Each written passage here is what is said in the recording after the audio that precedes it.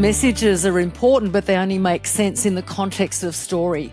They need to have context around them to make them relatable and relevant to people's lives. So I think communicators across government need to move from message selling to storytelling, and a lot of them are doing it really well. Welcome to the GovComms podcast, bringing you the latest insights and innovations from experts and thought leaders around the globe in government communication. Now, here is your host, David Pembroke. Hello everyone, and welcome once again to GovComms, a podcast about the practice of communication in government and the public sector. My name is David Pembroke. Thanks for joining me. As we begin our conversation today, may I first acknowledge the traditional custodians of the land from which we are broadcasting today, the Ngunnawal people, and pay my respects to their elders past, present and emerging, and recognise the ongoing contribution they make to the life of our city and this region. May I also pay my respects to all First Nations people of the lands from where anybody listening to this podcast today is joining us from.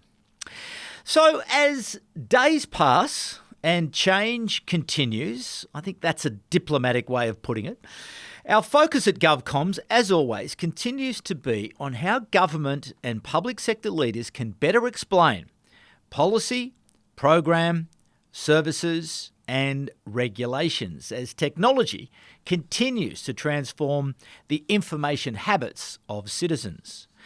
Pew Research conducted post the most recent US election showed that the influence of social media and podcasts are on the rise, and traditional TV and radio as a source of reliable news information is in decline. In Australia, we are seeing similar trends as the battle for attention continues. Every brand, every not-for-profit, every university, every sporting team, every company is now in the media business, and they are all competing fiercely for a share of a citizen's most valuable asset, which is their time and their attention. So how do we, as public sector communicators, continue to adapt and change to these changing circumstances? How do we improve process and approval so we can move faster? How do we monitor our context and content to help us make better choices for our communication? And most importantly, how do we build the skills, the mindsets and the confidence of our public sector communicators so their message not only reaches the intended audience, but is heard, it's trusted and it's acted upon? So joining me today to discuss these challenges and where we sit at the moment is Ros Weadman, who is the Director of Marcoms Australia, a Fellow of the Communication and Public Relations Institute of Australia, and a trusted advisor to leaders across government, business and the community sector. Her approach aligns culture, customer experience and corporate citizenship in pursuit of the elusive goal of improved reputation and greater trust. She's the author of 3 books on strategic marketing, reputation and personal branding, and she has shared her insights on the Australian television program Kochie's Business Builders. Ros is also leading the Elevate Local Government Communication Summit 2025, which is a 2-day event focused on helping government communicators and leaders build trust and connection in challenging times of change and of crisis. Ros, welcome to GovComms. Thank you so much, David, for that lovely introduction. It's good to be here. So listen, before we jump into the meat and potatoes of government and public sector communication, tell us your story. Well, I guess if you really take it right back, as a child, I was always fascinated with words and storytelling, and I also had a love of learning. So it was really no surprise that I ended up becoming a professional communicator as well as an educator, because I'm also a trained secondary teacher. I love empowering people with knowledge and skills so that they can do more, be better person. And so I really did evolve those fascinations and loves into a career that's now lasted more than 4 decades. And a lot of that has been as an advisor and trainer to government, in that 4 decades. And about 14 years ago in 2011, I established Marcoms Australia. So I did a big stint, 11-year stint in state government, and then I spent 16 years as a communications manager in local government. And now I pretty much I consult, train and mentor a lot of leaders, as well as, work with the communications teams on helping them tell their stories, build their visibility and build trust and connection with their communities. And now I'm really on a mission, and what your introduction kind of really resonated with me. I'm on a mission now to elevate the communication impact of Australian leaders across all sectors, so that they can uplift people and move the nation forward, because I think we need leaders now with a big vision and a bold message. So over those 4 decades, what is the truth that you have learnt? How do you distill it into what you know to be the truth around effective communication from that 40 years of experience?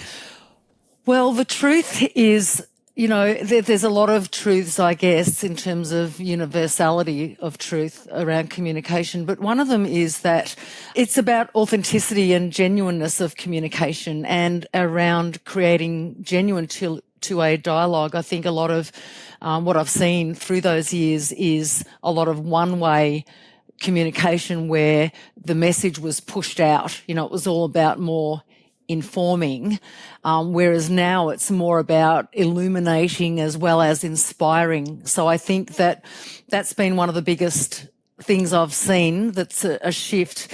So I think that's a truth. You can't, you need to kind of be very genuine in your communication. Another truth is understanding your audience. You can never, we're now in a world of artificial intelligence, and people's understanding of what's fake and what's real is becoming blurred. So again, back to that authenticity, you can never replace the human element of communication. Only humans smile, only humans have passion, and only humans can communicate an idea with true empathy. And so I think that's a universal truth, that the human-centred communication will always be more important than any artificial communication. Why is two-way dialogue so difficult for leaders in the public sector? Well, I think sometimes, David, it comes down to, I don't know, people maybe get lost in their busyness of their job. And, I think there's good intention with a lot of, let's say, take community engagement for an example. I work a fair bit in that space as well, and I see a lot of good dialogue happening through the engagement process, and people give their ideas and share their opinions. The government authorities take those opinions and plug it into the decision-making process, but sometimes they don't always close that loop to go back to the communities. So then people are left kind of wanting with that vacuum of communication, and we all know that any vacuum of communication, people will fill it themselves with assumptions and judgments. Don't they care about me? Why aren't they communicating with me? What's happened to my input? What's the decision that they've made? So I think a big one is not closing the loop on communication. And in terms then also around the point you raised around authenticity, what's the challenge there? Why can't people be their authentic self on this journey to building, trusted relationships and engagement with citizens and stakeholders? Oh, look, I think, it's not through that people don't want to be themselves. I think sometimes it's hard to maybe cut through the noise. We are in a very over-communicated world. It's highly distracted. Getting your message through that noise has become more challenging. So maybe people are in trying to be more visible, doing things that maybe aren't so authentic to who maybe they really are. But authenticity will always be fundamental, because people know when people aren't being authentic. And I think that is something that should never be lost. Right now, going through your consulting career where you're engaging with leaders at all sorts of different levels across all sorts of different industries, what's the biggest challenge that you find that most of them have at the moment to build engagement and to build trust with citizens? Is it a lack of time? Is it a lack of skill? Is it the process around it? Is it approvals, being able to move fast enough? What is it that you see in your work? I see a lot of communicators, their message isn't resonating with the audience because they're not communicating in a way that these days, to be impactful in your communication, you really need to embody and embrace not just the words that you say, but your voice, your tone, your body language.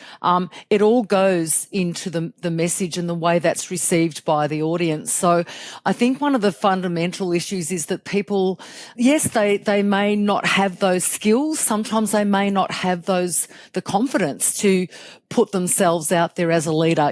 For example, we have a lot of new councillors. Council elections just happened in Victoria last October. And, a lot of those new people who are now leaders in the community are stepping into some very high stakes communication situations, and they may not have that experience of how to really communicate in a way that resonates. So they may be able to articulate a message and communicate that, but they may not be able to embody that into a storytelling framework that really can then engage the hearts and minds of audiences. So some of it might come down to a bit of confidence or lack thereof, or maybe some lack of understanding of storytelling frameworks, and simply maybe not enough experience yet. So there's a range of different things that might be contributing.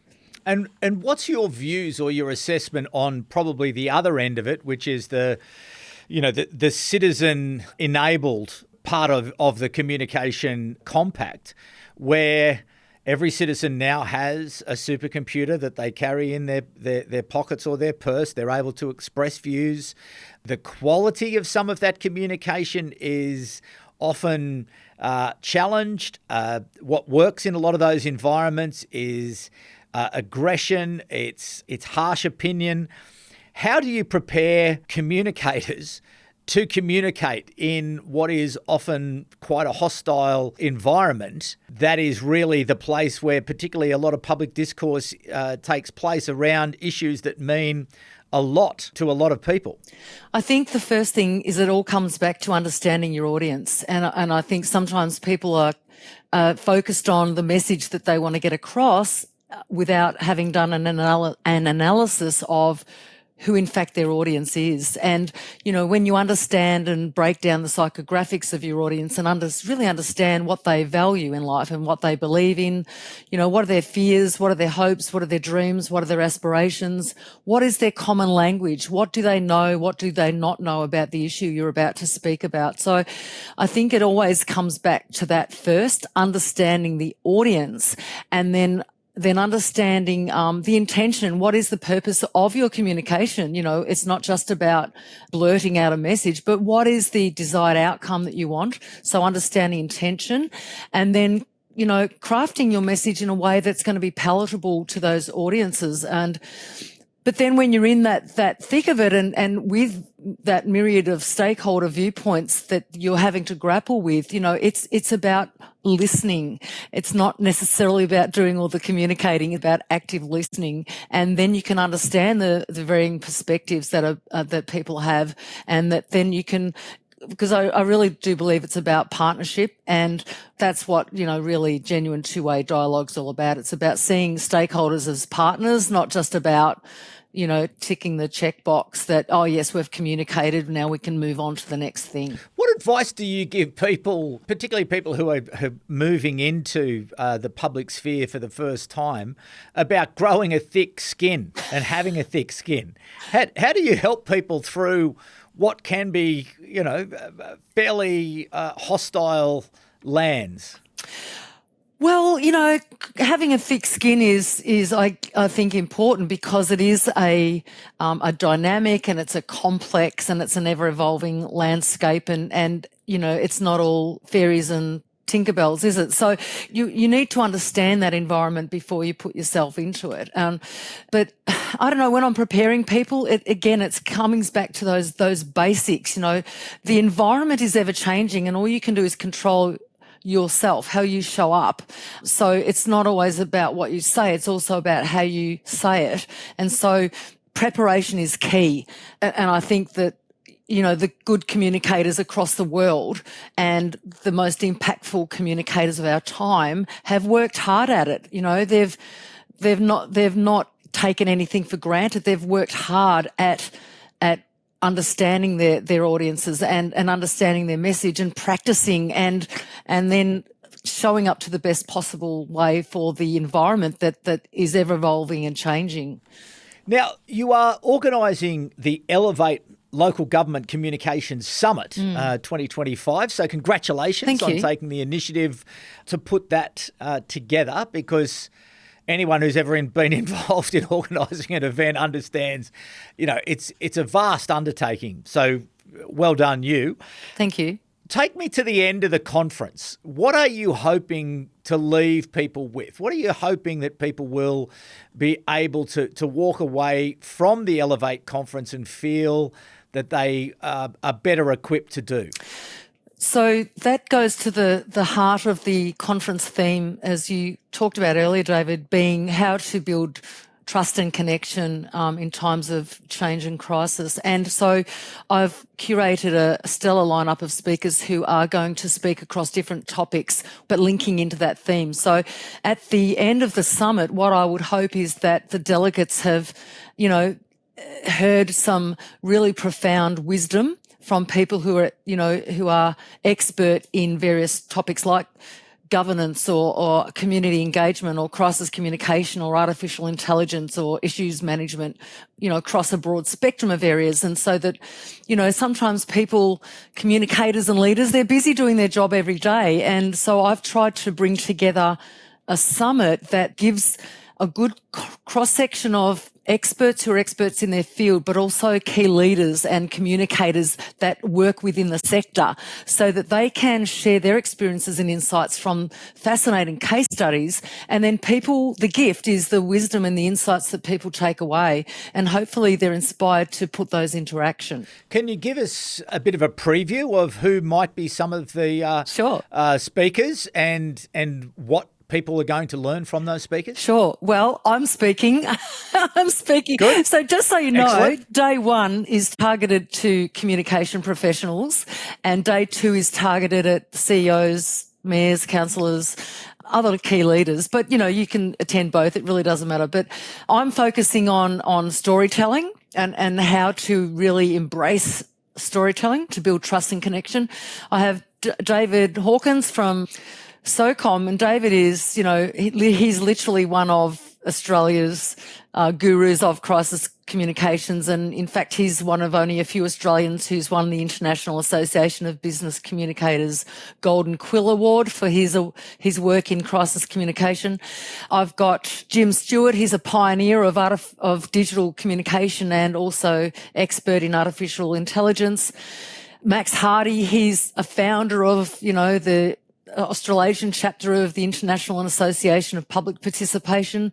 So he's talking on community engagement, and he's going to be really challenging some assumptions and putting it out there about, what if we did trust communities? We worry about communities not trusting us, but do we actually trust our communities enough? And Julie Reid, she's an ex-CEO. She's a governance expert. She's going to be talking on governance and leadership. And Dr. Louise Mahler is talking on, your leadership presence and how to build trust and connection. So look, there's many other speakers, but that gives you a bit of a snapshot. Where do you see government and public sector communication at the moment? Again, you've been around for 40 years. You've been observing it for 40 years. Where are we? And I suppose it's a general question. And again, there's obviously local government, state government, federal government, multilateral government. So it's hard to sort of pull it into a single view. But maybe try. Where do you think we are on this journey towards sort of effective communication and the ability to move with the transformation and the change that we're all experiencing at the moment? Well, I see in-house communications team doing amazing jobs across all sectors. I really do. I think there's, they have a really critical role to play in not just increasing the visibility of their brands, but also in communicating with stakeholders. But I feel sometimes also what I notice is that there's some fundamental mistakes happening around, for example, sometimes bureaucratic language still being used in letters, which just people may not understand bureaucratic language and jargon. So it's just some basic things like that people can still work on. I see a lot of teams in reactive mode because they may not have a crisis communications team in place, and they may not have, even if they do, they may not have rehearsed and embodied that. So they're kind of put on the back foot when something happens. Sometimes I see a little bit what I call message selling in inverted commas rather than storytelling. I think that for decades people have been focused on, what's the message? Let's stay on message. What message are we trying to get across? But messages are important, but they only make sense in the context of story. They need to have context around them to make them relatable and relevant to people's lives. So I think communicators across government need to move from message selling to storytelling. And a lot of them are doing it really well, moving into more storytelling, and especially through visual storytelling. I see a lot of good work happening there. And I think another one I see is that there's this expectation that the corporate comms teams are the custodian of things around reputation and corporate comms. And that, to me, I think is not where it should be. Everyone is responsible for communication. Everyone's responsible for building trust. Everyone's responsible for reputational risk management. And I think that there's sometimes still not enough chief communication officers sitting at the executive table each week. So I think that there's still a lot of work to be done there. So in terms of that challenge of moving from sort of one way selling, telling, that's the message that we're going to get out there, to storytelling, what advice and guidance do you give to people about how they go on that journey to become better storytellers and better listeners? So, what are the actual practical steps that they need to take place? Yeah, well, there's a few things you can do in terms of practical steps, and one of them would be to study the really great communicators of our time. You look at Winston Churchill, who galvanised a nation in World War II.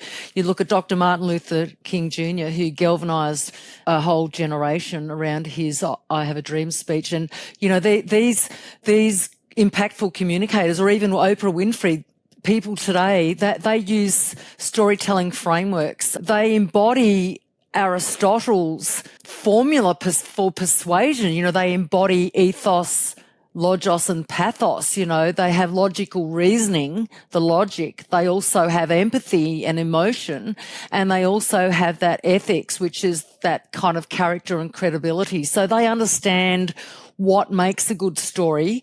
And stories are what build trust and connection. Stories go back far beyond Aristotle even. Stories were born of fire.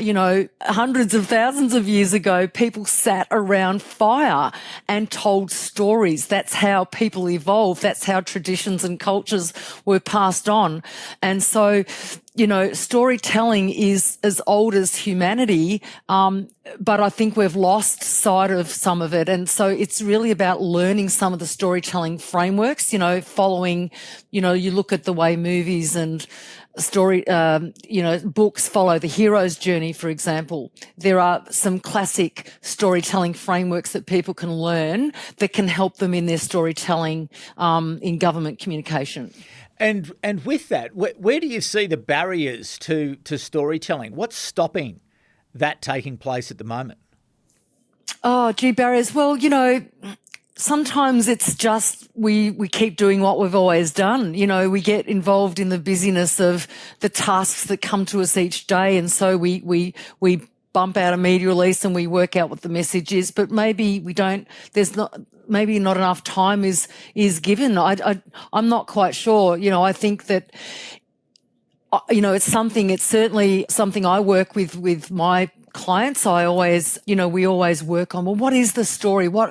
How do people see themselves in this? How do we associate the stakeholder into the story so that they can not just see it as another message that's being pushed out. But, I think that it's just really part of it, how it makes me think that we've lost control of the narrative a bit, David. I think government sometimes, the media is defining what local government and what state governments stand for. Like I hear it a lot on Talkback Radio, that they are perpetuating, in my mind, what is a myth that councils don't care, for example, or that they're always getting it wrong.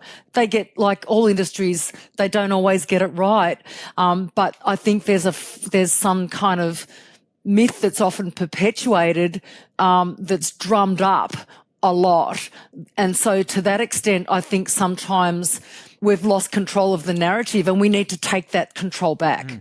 What about the challenge, though, of capturing people's attention and their interest such that they will engage with whatever it is that you would like to speak to them about? Quite a significant political leader the other day, and they were recalling a story about focus groups and that they had been observing.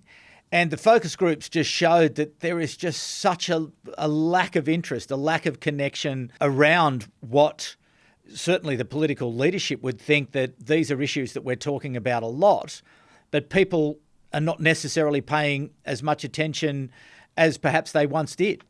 Yeah, look, as we said at the outset, it is an over-distracted world, isn't it? There's messages competing everywhere. So you've got that, but you've also got people's minds are occupied with. There's a crisis of cost of living crisis, an energy crisis, a housing crisis, a youth crime crisis. There's so many things going on in the world that I think people almost are overwhelmed in taking on board things. And then you've got a problem of people being over-consulted. Sometimes people aren't interested in every little thing. And I think it's going to get back to how do we become more memorable? How do we become more relatable? How do we connect with people in a way that is so relevant to their daily lives that they just want to be involved? I remember getting a call from a party before an election some years ago saying, what do you think our party should focus on? Roads and this, that and the other. And I said, well, actually, I'd want you to focus on vision. Where is this country going? I feel that there's a lot happening in the weeds and yes, tactics and addressing things at that level is important, but I also feel we've got to start thinking bigger picture and being more purpose-driven in galvanising this nation around a compelling future, because I feel that that's really lacking at the moment. Is that risky, though? Like trying to project too big a vision that then either you're held to account whether it's whether it's achieved or it's not achieved, or whether you could be criticised by your opponents for not being realistic about what it is that you're trying to achieve. And therefore, if it becomes risky, the risk management kicks in and it's like, well, let's not do that. Let's go to, as you say, there's sort of more tactical ideas that we can communicate because we know we can deliver on that. Well, I think, David, it's how you break it down. I think you can have a big picture vision, but then how do you, in a practical way, make strides towards achieving that? So that's when it comes back to breaking it down into the strategies and the tactics and take us along on the journey, but create a vivid picture for people. I think that's what's, I'm not talking about some nebulous big picture that people feel is they don't even understand what it means. You've got to actually paint the picture in people's minds about what that vision looks like. So I think there's an opportunity. I don't think it's a big risk. I think it's a risk that currently we need to take because it's lacking at the moment. What is the big picture vision, not just for the country, but for everything. Yeah, well, it's true. The community or the program or the regulation. Yeah. What is the problem that we are trying to solve with this particular piece of legislation or the regulation or whatever it is? And that's it. There's no doubt that you can shape the narrative in such a way that all right, I understand that. And then, as you say, you bring them along on that journey and continue to go back and explain and explain and explain. Because I think sometimes one and done, we've sort of out it goes, let's move on to the next thing without actually going back and saying, well, actually, we're going to have to re-prosecute that because there's so much going on in government and public sector organisations. There's so many problems trying to be addressed that I think often we don't spend enough time just going back and bringing people with us on that journey. Yeah, I think so. And sometimes, as you say, in that business of getting things out, perhaps there's not enough attention placed on evaluation. Like, did we achieve that outcome? Okay, there's probably an analysis of media coverage and things like that, and looking at our engagement on social media or what have you.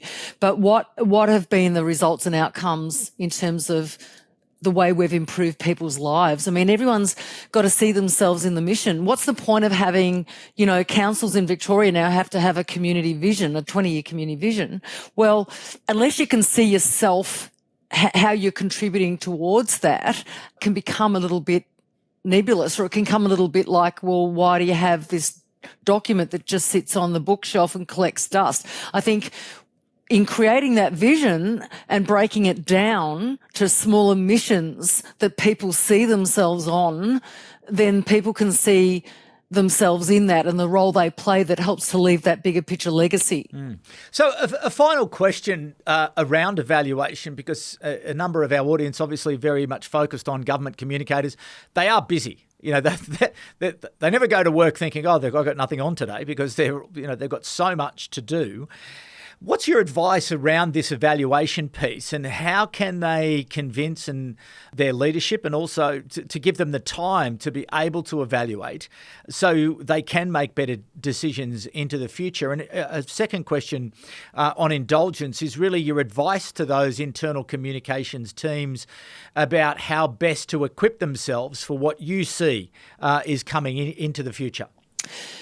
Well, with evaluation, there's some very good evaluation frameworks that, the industry body has. The Communication and Public Relations Australia has evaluation frameworks that are best practice across the world. So you can use those frameworks. And as I was saying, it's looking at the traditional ways of evaluating, what kind of results did we get? But I think it's going back and talking to the actual stakeholders as well, conducting those focus groups and the people who you are working with to achieve the result. Like, how has the outcome changed their lives? What is happening on the ground that's different and better? And I think that kind of human connection and asking the people themselves, it's really as important as doing some of those vanity metrics that we tend to get that are the easier things to evaluate campaigns on. But the other important thing is, once you've got your evaluation information, is reporting back on that, like making sure that you're reporting those outcomes back up to the top and back out to the community so that people actually get to see the difference that things have made. And I think that's a real weakness around communications, is that we don't sell what we do. We don't sell the impact. We don't sell the benefit back up the line to say, hey, you know how you invested this amount. This is what we're able to achieve into the future. So listen, before you go, give me the details, please, around Elevate and how people might be able to participate in the conference. Okay, so there is a website that people can go to, which is, funnily enough, GovComm, but it's GovComm .com.au. And that is an events and training portal, and that's got all the details and the ticketing link that takes you to Bunjil Place, which is where the ticketing, that's the venue that the 2-day summit will be held. So if you go to govcom.com.au, you'll find all the details there. Okay, and what I'd like to do is to perhaps post the conference after you've had a bit of a rest and a lie down and it's all sort of settled itself down. It would be great to get you back on, actually, and understand, well, okay, because, again, you're anticipating and curating, okay, I think this, but then the audience is going to give you something back and it'll be like, that really, that lit up, or maybe that wasn't quite where they wanted to be, or I'd be very interested to know exactly what the audience gives you in terms of feedback to make that a wonderfully successful conference. And I know a number of the speakers that you've just mentioned, and a number of them have been guests on the GovComms podcast, and I'm sure that it will be certainly worth people's whiles to be able to get out.